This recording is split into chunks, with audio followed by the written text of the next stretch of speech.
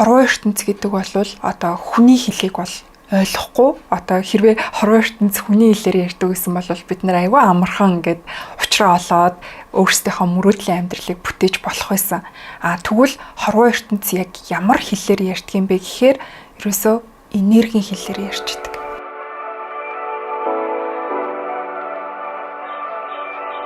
Сайн бацгаана уу бүгдээрэнд энэ өдрийн мэндийг хүргэе. Ээлжид видео бичлэгээр уулзч байгаа та баяртай байна.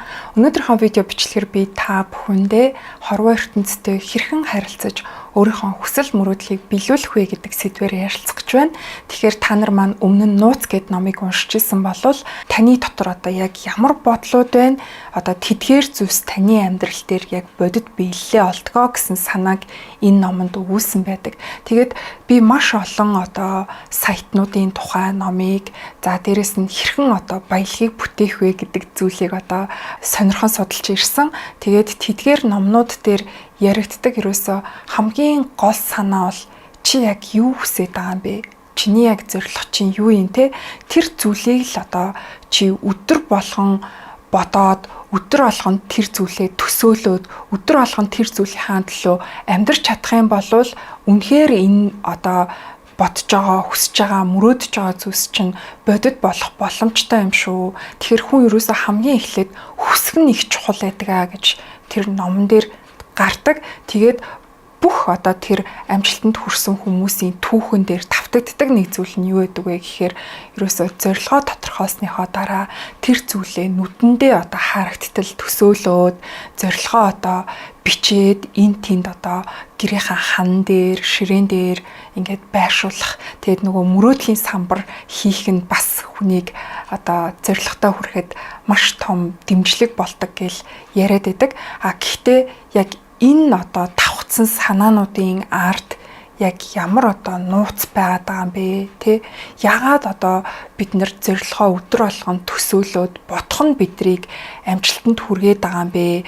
Тэгээд зарим хүмүүс болохоор энэ зүйлийг одоо хийсэн ч гэсэндээ яг боцноор нь тэр хүсэл мөрөөдөл нь биелэхгүй байгаад байдаг. Тэгвэл үүний шалтгаан юу юм бэ гэдгийг энэ одоо видеогоор би та бүхэнд тайлбарлаж өгөх болно. Тэгэхээр бидний одоо тэр хүсч мөрөөдөд байгаа зүйлийг хорвоо ертөнц буюу одоо бидний мэдхгүй нэг одоо хүч байгаад байна шүү дээ. Тэгэхээр энэ одоо хүчтэй бид нар хэрхэн одоо холбоо тогтоож өөрийнхөө хүсэл мөрөөдлийг энэ амьдрал дээр биежүүлэх вэ гэдэг энэ аргачлалыг би өнөөдрийнхөө видеогоор тайлбарлаж өгнө. Өнөөдрийн бодит амьдрал бол өнгөрсөн дэх бодол мэдрэмжийн үр дүн байждаг. Гэтэл би ийм амьдрал хүсээгүй штэ. Энэ юусоо миний хүсэж байгаа амьдрал биш байна. Би үргэлж одоо элбэг хангалуун амьдралыг одоо хүсэж исэн мөртлөө одоо байгаа миний нөхцөл байдал юусоо тийм биш ээ. Тэгээ энэ яагаад ийм болчихвоо гэхээр одоо би энийг тайлбарлаж өгнө. За тэгэхээр хамгийн нэгдүгээр зарчим бол та юунд анхаарал өгч гин гэдгээ анхаар гэсэн одоо зарчим байгаа. За энэ нь юу гэсэн үг вэ гэхээр бид нар амьдралдаа элбэг хангалууныг хүссэн мөртлөө анхаарал маань дандаа дутуу гоцоо хүрлцэхгүй байгаа, мөнгө байхгүй байгаа, үр төлбөр зэрэг зүйлс дээрээ анхаарал хандуулаад ахаар ерөөсөө ийм одоо эсрэг биелэл нь болоод байгаа гэсэн үг. Хорвоо ертөнц гэдэг бол одоо хүний хэлийг бол ойлгохгүй одоо хэрвээ хорвоо ертөнц хүний хэлээр ярьдаг гэсэн бол бид нар айгүй амархан ингээд учраа олоод өөрсдийнхөө мөрөөдлийн амьдралыг бүтээж болох байсан. Тэгвэл хорвоо ертөнц яг ямар хэлээр ярьдаг юм бэ гэхээр ерөөсөө энергийн хэлээр ярьждаг. Тэгэхээр та ямар нэгэн үйл явдал амьдралынхаа нөхцөл байдлаас одоо яг ямар мэдрэмж аваад эргээгээд танаас одоо яг ямар эрчим ялгарч байна. Тэрийг одоо хорвоо ертөнц хүлээж аваад юу гэж ойлгодог вэ гэхээр энэ хүнд ийм л зүйл хэрэгтэй байгаа юм байна гэж одоо таны мэдрэмжээр хорвоо ертөнц одоо тэр тохиог хүлээж авдаг гэсэн үг. Тэгэхээр бид нар одоо амьдралдаа элбэг хангалууныг хүсэж байгаа мөртлөө нөгөө үр төлбөр дутуу гоцоо юмн дээрээ анхаарал хандуулаад надад дутуу байна. Дандаа л ингээл үр төлбөрийн зовлон надад учирч байгаа ингээл гомдлол, гоншгоноол тэгэл нөгөө дутуу мэдрэмжэн дээрээ байгаа гэвэл хорвоо ертөнц яг тэр мэдрэмжийг чинь аваад яг тэр мэдрэмжийг үүсгэж байгаа нөхцөл байдлыг хорвоо ертөнц танд бүтээж өгдөгөө гэсэн үг. Тэгэхээр юунд одоо анхаарал өгч байгаадаа анхааралтай хандаа гэдэг маань тухайн нөхцөл байдалд яг яаж одоо ач холбогдол өгөөд өөрөөсөө яг ямар эрчим гаргаад байгаагаа л маш сайн анзаарах хэрэгтэй болчихж байгаа байхгүй юу? Сайн сайхан зүйлийг хүсэж байгаа мөртлөө эсрэгээрээ таагүй зүйлс дээрээ илүү их ач холбогдол өгөөд, илүү их анхаарал өгөөд таагүй мэдрэмжийг өөрөөсөө ялгаруулад байвал амьдрал таагүй л зүйлс тохиолдод байна гэсэн үг. Тэгээд харамсалтай нь ихэнх хүн одоо өөрийгөө яг юунд анхаарал өгөөд яг ямар одоо мэдрэмж өөрт нь давмгайлаад байгааг ингээд ухамсартайгаар ажиглаж тэрийг ухамсартайгаар зохицуулж чаддгүй юм байна л да. Яагаад вэ гэхээр ингээл ямар нэгэн таагүй зүйл тохиолдол юм бол ерөөсөө яг л таагүй мэдрэмжээ л одоо гаргаад идэг. Тэгээд тэр таагүй мэдрэмжийг хорвоо ертөнц хүлээж аваад яадаг вэ гэхээр дараагийн тэр таагүй зүйлсийн тохиолдоход л одоо бэлдэж өгöd байх гэсэн үг байхгүй юу? Аливаа зүйлийг дандаа сөрөг талаас нь хардаг, дандаа ийм одоо болохгүй, бүтэхгүй зүйлсийг бодож төсөөлж явдаг. За тэгээд бусад хүмүүсээс ч гэсэндээ дандаа ингээ муу зүйлийг олж харж идэг. Дандаа ингээ сөрөг зүйл дээр нь ингээд анхаарал өгч идэг хүмүүст бол хизээч одоо сайхан бүтэмжтэй зүйлс бол тохиолдоход аюу хэцүү болчихж байгаа байхгүй юу? Тэгэхээр таагүй зүйл тохиолдсон ч гэсэндээ зүгээрээ утгагүй миний бүх зүйл амжилттай болно, утгагүй бүх зүйл сайхан болно гэд яг ийм эерэг одоо төлөв дээр өөрийгөө байлгах нь таны амьдралыг аз жаргал дүүрэн ирээдүйд таны амьдралд сайхан зүйл бий болно гэсэн үг. За хоёрдугаарх зарчим нь болохоор хорвоо ертөнц ерөөсөө одоо цаг дээр л ойлгодог. Хэрвээ та гайхамшигтай сайхан ирээдүйг өөртөө одоо бүтээхийг хүсэж байгаа бол тэр хүсэж байгаа зүйлээ яг одоо цаг дээр биелсэн юм шигээр мэдэрчээж хорвоо ертөнц таны хэлийг ойлгоно. Хорвоо ертөнц бол өнгөрсөн болоод ирээдүйн цагийг бол ерөөсөө ялахдаггүй. Хорвоо ертөнц гэдэг бол ерөөсөө тэр чигтээ одоо цаг байдаг. Тэгэхээр та хүсэж байгаа зүйлээ яг одоо цаг дээр биелсэн юм шигээр мэдэрчээж танаас одоо гарч байгаа тэр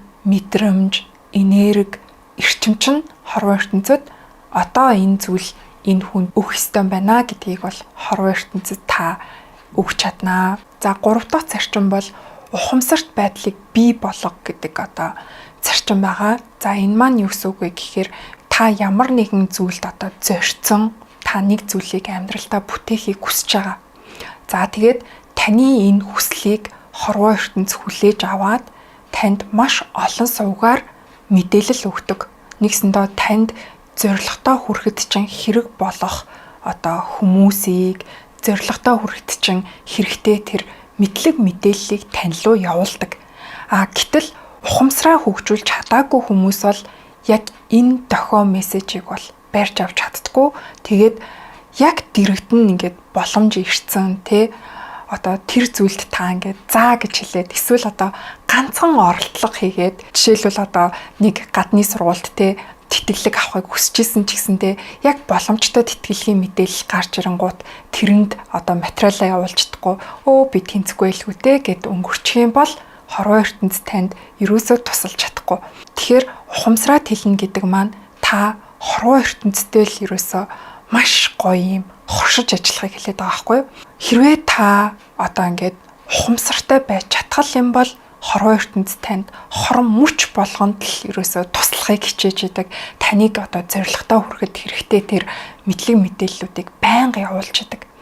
Гэтэл ухамсараа дээшлүүлж чадаагүйгээс болоод тэр гайхалтай боломжууд зүгээр л ингээд хажуугаар нь ингээд өнгөрч идэг.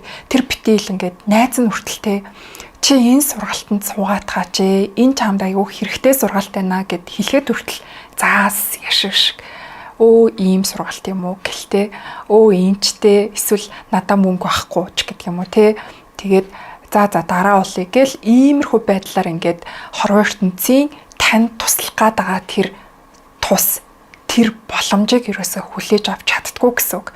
Тэгэхээр ерөөсөө л ингээд ухамсараа маш тийм сэргийг болгоод тэгээд хорвоо ертөнцтэй бүр ингээд маш сайн хоршиж хамтарч ажиллаад тэгээд эргээгээд хорвоо ертөнцид тэр гоё талархлыг те одоо өөрийнхөө мэдрэмжээрээ өөрийнхөө одоо талархлаар илгээж чадах юм бол хорвоо ертөнц танд улам илүү ихийг өгсөөр л байх болно. Гэтэл ингээд би ийм зүйл хүсэж байна гэж хэлээд байгаа мөртлөө хорвоо ертөнц танд туслах гингууд л тэр тусыг нь авч чадахгүй бол хорвоо ертөнц за энэ чи яасан бүтэхгүй амтан бэ. Тэгээд нөгөө хүн чинь ингэ штэ нөгөө хүсээд идэг тэр хүсэл нь биелэхгүй болохоор нөгөөх нь ингээ бүр эсрэгээрээ болж эхэлдэг. Бараг тэр одоо хүслээ үгүй ядаад те энэ ч өстой бүтэхгүй те би ийм юм чинь угаасаа юу гэж л миний одоо хүсэл зориг биелүү гэж те би чадахгүй ах уу гэд ингээд бараг ингээ эсрэгээр нь ингээд бодоод мэдрээд идэг. Тэгээд яадаг уу гэхээр нөгөө нэг бүтлгүй хариунуудаа л хорвоо ертөнцөөс үргэлжлүүлээд аавна гэсэн үг шүү дээ.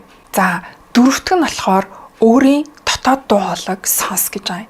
За тэгэхээр өөрийн дотоод дуу хоолойг сонсноо гэдэг маань юу гэсэн үг вэ гэхээр хүнд ингээд өөрийнх нь яг зүм мэдрэмж болон одоо ийм логик дүгнэлт гаргадаг тарих хоёр байгаа шүү дээ тий. Тэнгууд хүн дийлэнхтэй яадаг уу гэхээр дандаа ингээд нэг тарихаараа дүгнэлт шийдвэрийг гаргаж яваад идэг. Тэгээд энэ тарихаараа гаргасан дүгнэлт шийдвэрүүд нь яг одоо өөрийнх нь дотоод тэ хүсэл мөрөөдлөөс нь ингээд шал өөр юм байгаад идэг. За энэ тохиолдолд нөгөө нэг жинхэнэ тэр хүсэл мөрөөдөл нь тэр одоо гайхалтай амьдрал нь боддоор биелэхэд маш их саад болоод идэг. Яагаад вэ гэхээр одоо яг өөрийнхөө дотоод мэдрэмжийн түвшинд нэг зүйлийг хүсэж мөрөөдөөд тархиараа болохоор нэг өөр юмыг хүсээ тэгээ энэ хоёр нь зөрчилдөөд тэгээд яг амьдрал дээр бий болж байгаа үр дүн хорвоо ертөнцөөс ирж байгаа тэр одоо амьдрал нь болохоор яг өөрийнх нь хүсээгүй амьдрал байх ийм одоо зөрчил бий болоод байгаа хгүй. Тэгэхээр яах ёстой юм бэ гэхээр өөрийнхөө яг дотоод дуу хоолойг сонсоод би яг энэ зүйлийг хийхийг хүсэж гин үү те энэ зүйл надад яг хэрэгтэй зүйл мөн үү гэд ингээд өөрийгөө чагнадаг болоод өөрийнхөө зүм мэдрэмжинд ингээд итгэдэг өөрийнхөө зүм мэдрэмжийг сонсдог болчихдох юм бол үнэхэрийн гайхалтай хорвоо ертөнцтэй хоршиж ажиллах боломж бий болдог. Тэгэхээр одоо ингээд шар ус босно гэдэг чинь ингээд зарим нэг гоё зүйлийг ингээд сонсохоор яг л энэ байж штэ гэл бүр яг мэдрэмжийн төвшөнд хүлээж аваад тэгээд ингээд нэг биеийн шар ус босч байгаа мэдрэмж төрдөг штэ. Тэгээ энэ бол ерөөсөө хорвоо ертөнцид одоо илгээж байгаа бидний хамгийн хүчтэй тохио байхгүй юу? Энэ нь юу гэсэн үг вэ гэхээр бид нар одоо ингээд дотоод зүм мэдрэмжээрээ энэ зүйл үнэхээр зөв зүйл байна. Энэ яг миний хүсэж байгаа зүйл байна. Яг би ийшээ явах ёстой байна гэдэг одоо ингээд бүрэн дүүрэн эргэлзээгүй итгэл тэнд бий болоод тэг тэнчэнээс асар их урам зоригийг аваад тэг тэр зүйл нь яг үнэхэрийн бодит болцсон юм шигээр одоо хорвоо ертөнцид тэр тохиог илгээж байгаа одоо мүч гэж та бүхэн ойлгож болно. Тэгээ яг ийм одоо мэдрэмжүүд л олон удаа давхцаад та энэ зүйлдээ улам одоо итгэл төгс байх тусам таны мөрөөдөл маш хурдан биелэх болно. Хорвоо ертөнцид та маш тийм гүн гүнзгий харилцаатай болж чадна гэсэн үг. За хамгийн сүүлийн 5 дугаар зарчим болвол давталтын хүчийг ашигла гэдэг зарчим байгаа. За энэ нь юу гэсэн үг юм бэ гэхээр та одоо ингээд заримдаа ингээд бид нар нэг ийм таагүй бодол ботчихдээ штэ баг өөрөө тэр бодлоос амар би ямар тэнэг юм бодоод байгаа юм бэ гэд ингээд айдаг штэ тий. Тэгээ хэрвээ бидний одоо ботсон тэр муухай бодол болгон биелдэг байсан бол бидний амьдрал өнөөдөр ямар байх вэ? Тэгэхээр хамгийн одоо гоё зүйл нь юу вэ гэхээр таны одоо нэг ботсон таагүй бодол биелэхгүй байна гэдэг чинь нэг удаа ботсон сайхан бодол ч гэсэн биелэхгүй гэсэн үг. Тэгэхээр энэ амьдралд одоо таны бодол биелэлээ олохын тулд одоо дахин давтан тий тэр зүйлийг бодит биелэл болох хүртэл л та тэр зүйлийг бодож мэдрэх ёстой. Тэгэхээр нөгөө өмнөх одоо дурдсан зарчмуудтайгаа нийлүүлээд та тэр зүйлийг яг одоо цаг дээр биелсэн юм шигээр. За тэгээд таны бодол мэдрэмж бүх зүйл яг ингээд давхцаж явах ёстой. Тэгээд тэр бодол мэдрэмжээ одоо цаг дээр хорвоо ертөнц рүү дахин илгээжээж таны хүсэл биелнэ. Тэгэхээр энэ дээр одоо маш тууштай байх хэрэгтэй. Тэгэхгүй хүмүүсийн нийтлэг гаргадаг алдаа нь юу вэ гэхээр нэг хэсэг ингээл бодож мөрөөдөж явж ирсэн аа. За энэ худлаа юм байна уу, энэ биелэхгүй юм байна гэж мартчихдаг. Эсвэл айгүй ойрхон хүслээ солиод идэг. Нэг удаа одоо би нэг ийм ч юмтай болохын сан гэжсэн. Тэрийг мартаад үгүй би ийм ч юмтай болмоор байна гэл ингээл ерөөсө байнга ингээд хүсэл нь ингээд солигдож идэг. Тэгэхээр ерөөсөө нөгөө нэг хүсэл нь биелэх ямарч боломжгүй болоод байгаа байхгүй юу. Тэгэхээр энэ зарчмыг яг амьдралтаа хэрэгжүүлээд одоо нэг ботсон бодлоо, нэг одоо зорж байгаа зорилгоо бодит биелэл болтол нь давтан бодоод дадал болгочих юм бол таны мөрөөдөл ерөөсөө ингээд тасралтгүй араараасаа биелжих ийм одоо гайхалтай нөхцөл байдалд орно. За тэгэхээр миний мөнгөний код 21 хоногийн тренинг хөтөлбөр байгаа. За энэ хөтөлбөр маань бидний далд ухамсарт байгаа мөнгөтэй холбоотой буруу итгэл үнэмшлүүд, мөнгөний блокуудыг тайлах ийм одоо арга аргачлал одоо хөтөлбөрүүд явагдаж байгаа. Тэгэхээр бидний одоо хүсээгүй амьдрал бодит биелээ болоод байна гэдэг маань одоо бид нар ухамсар одоо хандуулахгүйгээр одоо таагүй бодлуудыг бий болгож идэг, таагүй мэдрэмжүүдийг бий болгож идэг. Эд баялагийг хүсээд байгаа мөртлөө одоо гарч байгаа эрчим энерги нь ядуурл, хоосрол, үр төлбөр байгаад байгаа учраас амьдралаас ийм одоо мөнгөний гачигдал салахгүй байгаа маа. Тэгэхээр энэ далд ухамсарын хөтөлбөрийг өөрчилж бид нар одоо хүсэж байгаа эд баялгаа амьдралтаа дуудаж оруулж ирнэ. Тэгэхээр хэрхэн одоо далд ухамсарын энэ одоо мөнгөний блокийг гаргадгийн хэрхэн одоо хүсэж байгаа эд баялгаа амьдралтаа бий болох вэ гэдгийг энэ 21 хоногийн хөтөлбөрөөр үзэх болно. За тэгээд дараагийнхаа бичлэгээр уулзцай. Түр баяртай.